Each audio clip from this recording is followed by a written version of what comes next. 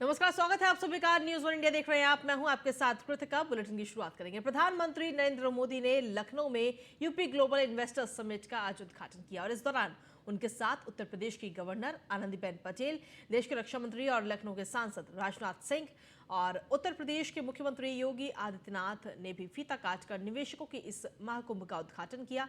उद्घाटन के बाद पीएम मोदी ने समिट को संबोधित करते हुए कहा कि उत्तर प्रदेश के प्रति मेरा एक विशेष स्नेह है, यहाँ के लोगों के प्रति विशेष जिम्मेदारी भी। मैं आप सभी का इस ग्लोबल इन्वेस्टर समिट में स्वागत करता हूं।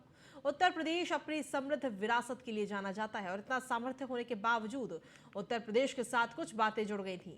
लोग कहते थे कि यूपी का विकास होना मुश्किल है, लोग कहते थे यहाँ कानून व्यवस्था सुधरना मुश्किल है, यूपी बीमारू राज्य कहलाता था, यहाँ आए दिन हजारों करोड़ के घोटाले होते थे, हर कोई यूपी से अपनी उम्मीदें छोड़ चुका था। लेकिन 5 से 6 साल के अंदर ही यूपी ने अपनी नई पहचान स्थापित की है और डंके की चोट पर की है।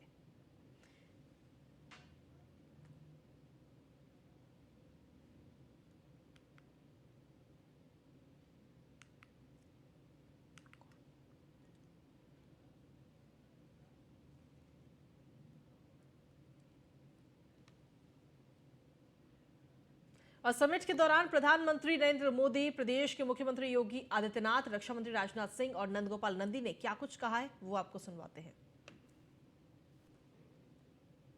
सामर्थ्य होने के बावजूद यूपी के साथ कुछ बातें जुड़ गई थी। लोग कहते थे यूपी का विकास होना मुश्किल है, लोग कहते थे यहां कानून व्यवस्था सुधरना नामुमकिन है, यूपी बीमारू राज्य कहलाता था, यहां आए दिन हजारों करोड़ के घोटाले होते थे, हर कोई यूपी से अपनी उम्मीदें छोड़ चुका था।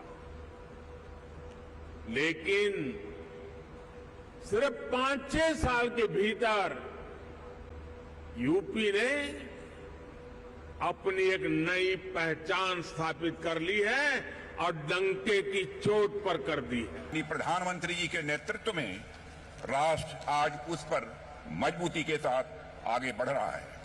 प्रधानमंत्री जी, आपके रूप में इस देश को केवल एक प्रधानमंत्री ही नहीं मिला है, बल्कि इस देश को एक मार्गदर्शक, एक अभिभावक और एक प्रेरणा पुरुष मिला है।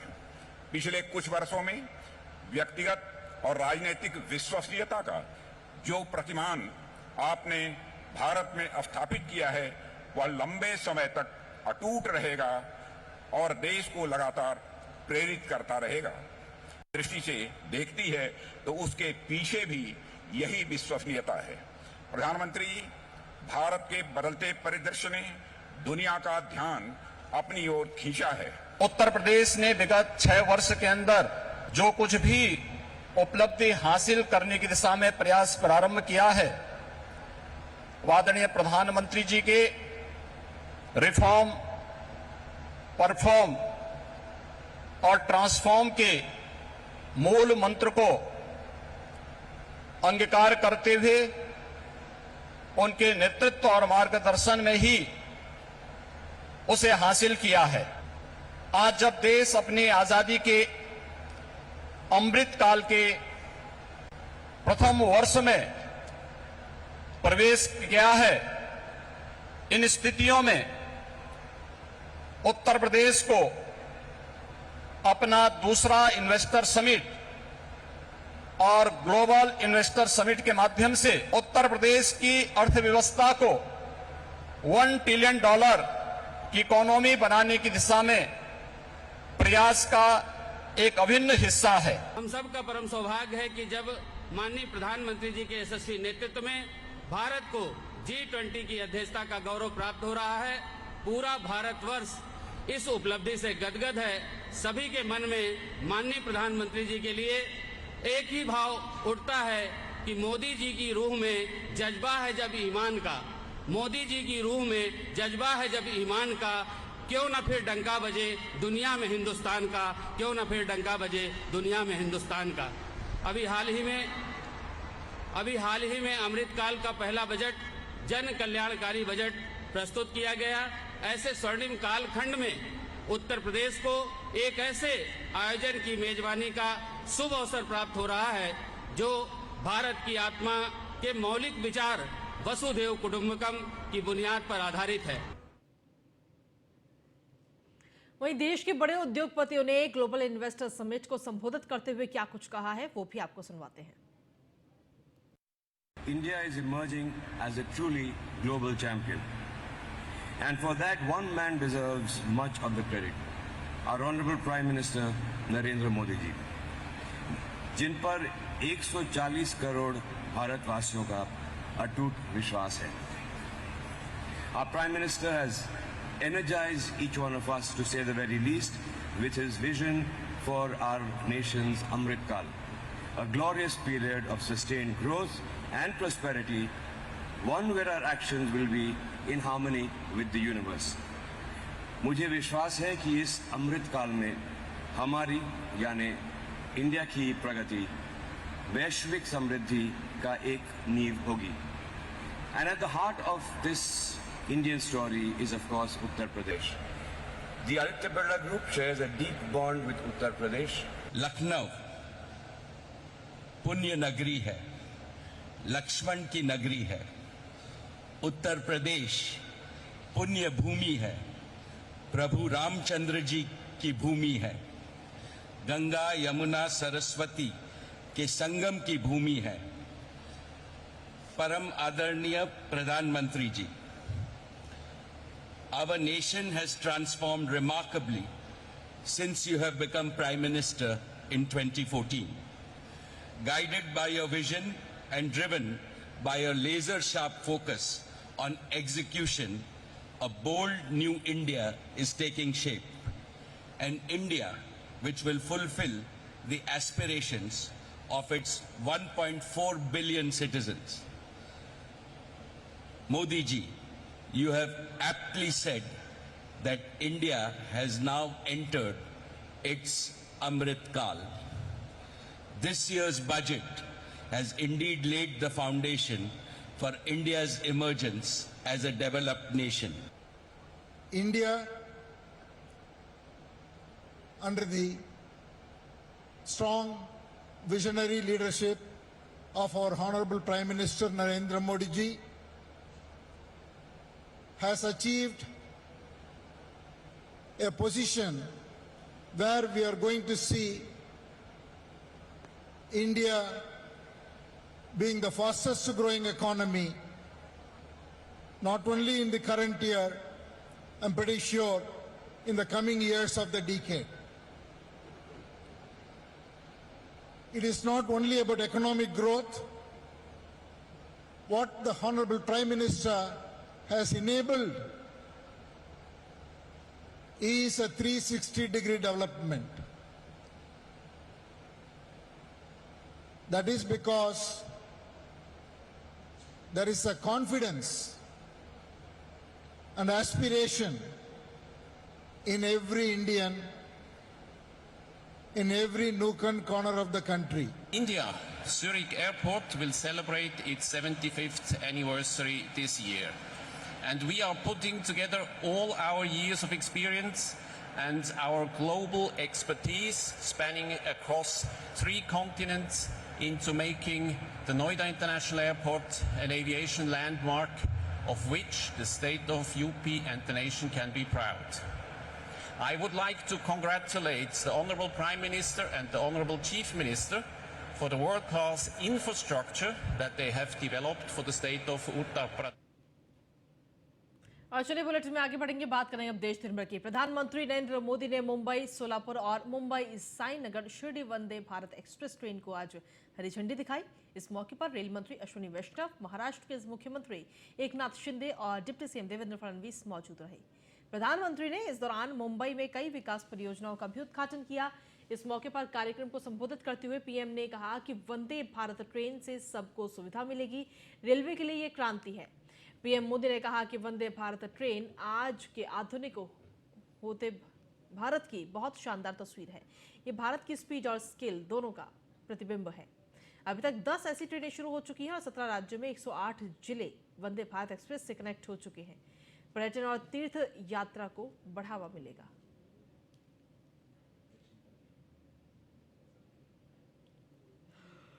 नए नए एयरपोर्ट्स और पोर्ट्स बनाए जा रहे हैं। कुछ दिन पहले जो देश का बजट आया उसमें भी इसी भावना को सशक्त किया गया है और हमारे मुख्यमंत्री जी और उप मुख्यमंत्री जी ने उसकी भरपूर तारीफ भी की। भारत के इतिहास में पहली बार 10 लाख करोड़ रुपए सिर्फ इंफ्रास्ट्रक्चर के विकास के लिए रखे गए हैं। ये 9 साल की तुलना में 5 गुना ज्यादा है। इसमें भी रेलवे का हिस्सा लगभग 2.5 लाख करोड़ रुपए। और इसी के साथ चलिए खबरों में आगे बढ़ेंगे। बात करेंगे अब तुर्की की, जहां पर भूकंप की मार से तुर्की इस वक्त तबाह हो चुका है। भूकंप के झटकों ने कई परिवारों को खत्म कर दिया। तुर्की और सीरिया में आए भूकंप में अब तक 21,000 से ज्यादा लोगों की मौत भी हो चुकी है। तुर्की और सीरिया में भूकंप की तबाही का असर बढ़ता ही जा रहा है और इस बात की आशंका भी है कि अगर मलबे में कुछ लोग जिंदा बचे होंगे तो इन 4 दिनों में भूख प्यास की ठंड की वजह से उनकी भी मौत हो सकती है। वहीं वर्ल्ड बैंक ने तुर्की को कई बिलियन डॉलर देने का भी ऐलान किया है। तो तुर्की इस वक्त बेहद ही गंभीर हालत में है। हालांकि भारत की तरफ से भी तुर्की के लिए खास मदद भेजी गई है। वहीं मुख्यमंत्री अशोक गहलोत ने आज अपनी सरकार का आखिरी बजट पेश किया। हालांकि बजट की शुरुआत में गलत पेज पढ़े जाने की वजह से विपक्ष ने जमकर हंगामा काटा, लेकिन इसके बाद सारा मामला शांत हो गया। सीएम अशोक गहलोत के बजट के पिटारे से राजस्थान के युवाओं के लिए तमाम तरह की योजनाओं की घोषणा की गई। साल 2023 के बजट में सीएम अशोक गहलोत ने युवाओं के लिए तो जॉब फेयर लगाने का अनाउंसमेंट किया था। युवाओं को मुख्यमंत्री गहलोत का शानदार तोहफा मिला। पेपर लीक जैसी समस्याओं से निपटने के लिए मुख्यमंत्री ने एसटीएफ गठित करने की भी घोषणा की।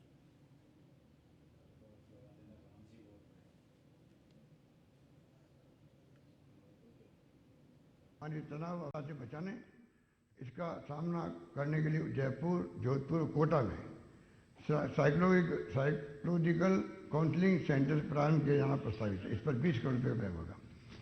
साथ ही प्रदेश के युवाओं को शराब और नशे की लत जैसे व्यसनों से मुक्ति दिलाने की दृष्टि से गंगानगर, हनुमानगढ़, भरतपुर, धौलपुर, सवाईमाधोपुर, करौली, कोटा, अजमेर सामना करने के लिए जयपुर, जोधपुर, कोटा में साइकोलॉजिकल काउंसलिंग सेंटर प्रारंभ किए जाना प्रस्तावित है। इस पर 20 करोड़ रुपये व्यय होगा।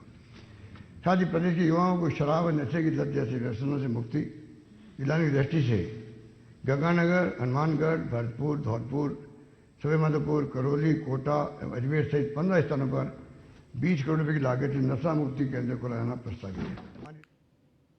भागलपुर में कुप्पा घाट महर्षि मेही आश्रम लोकार्पण समारोह में भाग लेने के आरएसएस संघ के प्रमुख मोहन भागवत पहुंचे, जहां मोहन भागवत महर्षि मेही आश्रम में का लोकार्पण करेंगे। इसके साथ ही सतगुरु महाराज के जीवन पर बनाई गई फीचर फिल्म के पोस्टर का भी लोकार्पण होगा। वहीं संत गुरु के नए भवनों का लोकार्पण भी किया जाएगा। कार्यक्रम में महावीर मंदिर के सचिव किशोर कुणाल भी मौजूद हैं।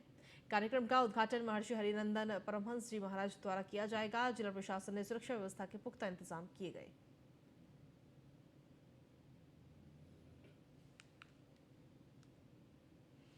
वहीं पटना में विश्व की सबसे बड़ी खेल प्रतिभा खोज प्रतियोगिता निडजैम 2023 के उद्घाटन में मुख्यमंत्री नीतीश कुमार और उप मुख्यमंत्री तेजस्वी प्रसाद यादव शिरकत हुए। मुख्यमंत्री नीतीश कुमार ने कहा कि पहले के टाइम में खेल को इतना बढ़ावा नहीं दिया जाता था, पर आज के दौर में लड़की हो चाहे लड़का, दोनों को आगे बढ़ाना चाहिए और बढ़ भी रहे हैं। साथ ही उन्होंने कहा कि बच्चे पढ़ाई पर भी ध्यान दें और साथ ही साथ खेलकूद में भी ध्यान दें। नीतीश कुमार ने कहा कि इस बीच में सबसे बड़ी बात उन्होंने कही कि अगर जो भी खिलाड़ी जीतकर मेडल लाता है तो उसे हम सीधे बहाल कर लेंगे, यानी सीधे तौर पर नौकरी देंगे।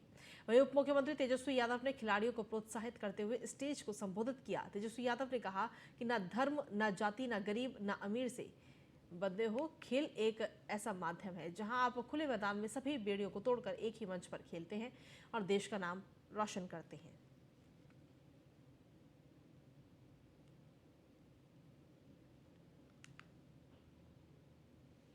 वहीं पटना में 7वें चरण शिक्षक बहाली को लेकर एक बार फिर से गर्दनीबाग में STT 19 के पास शिक्षक अभ्यर्थियों ने जोरदार धरना प्रदर्शन किया। एक बार फिर से सरकार को लेकर घेराव किया। प्रदर्शन 3 दिवसीय है, जिसमें हर जिले से पास शिक्षक अभ्यर्थी गर्दनीबाग पहुंचे और सरकार और शिक्षा मंत्री को लेकर खूब नारेबाजी की। इसी क्रम में शिक्षक अभ्यर्थियों ने कहा कि तेजस्वी यादव से कोई उम्मीद नहीं है। पहली कलम से कई सारी नौकरी देने वाले तेजस्वी यादव काम के वक्त फुस हो जाते हैं। सरकार सिर्फ वोट बैंक की राजनीति करती है। वहीं शिक्षक अभ्यर्थियों ने कहा कि जब तक उनकी मांगे पूरी नहीं की जाएंगी तब तक हम लोग शांत नहीं बैठेंगे, सड़क से सदन तक जाएंगे।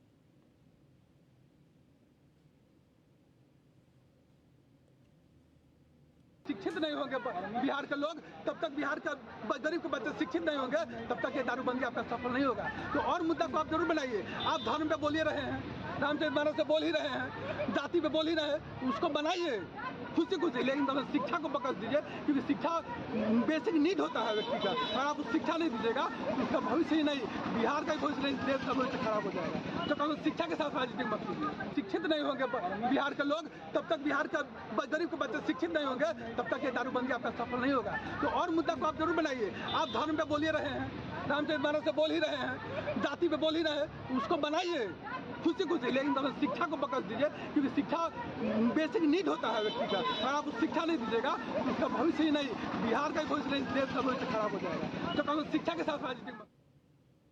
भारत जोड़ो यात्रा हाजीपुर मशहूर अनजान पीर चौक के नजदीक लोकतंत्र की धरती वैशाली में पहुंची। काफिला का युवा कांग्रेस और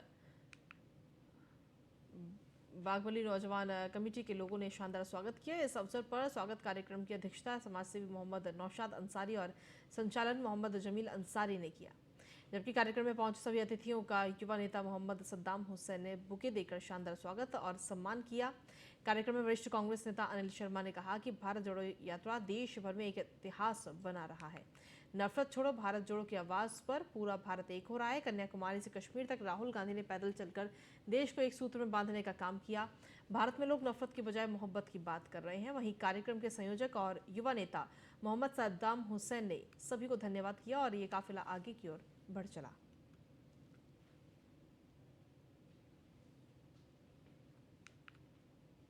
वहीं पटना में बाढ़ अनुमंडल मुख्यालय पर भारतीय जनता युवा मोर्चा संगठन के प्रदेश अध्यक्ष दुर्गेश कुमार के नेतृत्व में युवा आक्रोश महाधरना का आयोजन किया गया, जिसमें बाढ़ संगठन जिला अध्यक्ष डॉक्टर सिया राम सिंह, उपाध्यक्ष राजेश कुमार राजू समेत कई बीजेपी कार्यकर्ताओं और नेताओं ने हिस्सा लिया।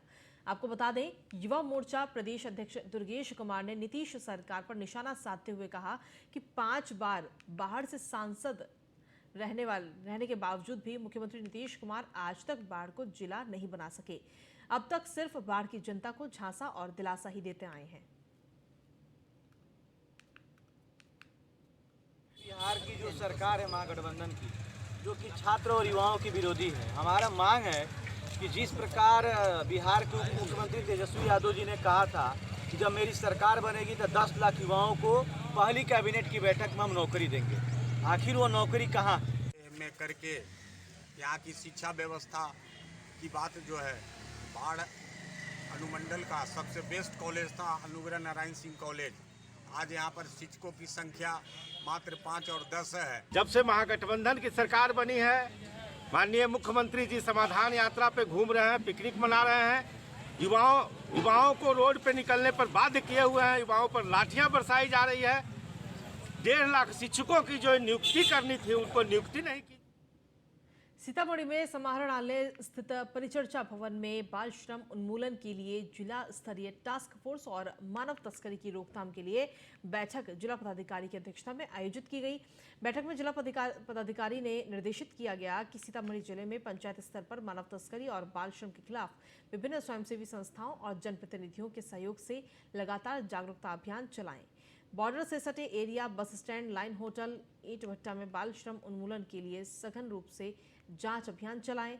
जिला पदाधिकारी ने जिला शिक्षा पदाधिकारी को निर्देश देते हुए कहा कि ये सुनिश्चित करें कि सीतामढ़ी जिले के 14 साल की आयु से कम के सभी बच्चों का नामांकन विद्यालय में हो।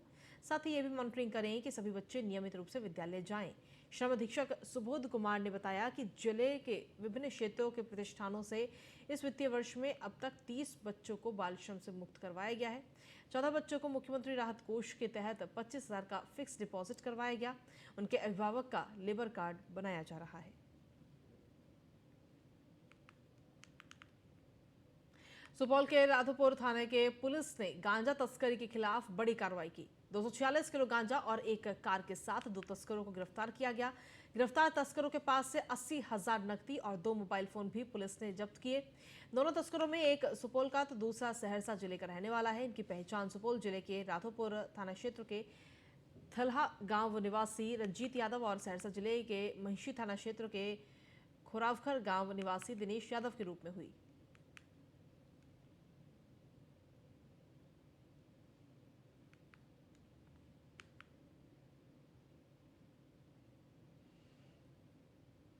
बलिया में सुखपुरा में स्वतंत्रता संग्राम सेनानी शिवपूजन सिंह स्मृति पर राज्य स्तरीय फुटबॉल प्रतियोगिता का आयोजन किया गया, जिसका आज फाइनल मैच बिहार और यूपी की टीम के बीच हुआ, जिसमें बिहार की टीम विजय जीत दर्ज की। फाइनल मैच में मुख्य अतिथि लोक अधिकार मंच के अध्यक्ष गोरखपुर और लखनऊ विश्वविद्यालय कार्य परिषद के सदस्य श्री अनेक सिंह मौजूद रहे। वहीं दूसरी तरफ मुख्य अतिथि जिलाधिकारी बलिया सौम्या अग्रवाल और पुलिस अधीक्षक बलिया के राजकरण नायर कार्यक्रम में मौजूद रहे। कार्यक्रम का आयोजन जीएसटी के डिप्टी कमिश्नर विजय पाल सिंह, अजय पाल सिंह, चंद्रपाल सिंह, उमेश सिंह, अभिमन्यु चौहान के नेतृत्व में किया गया।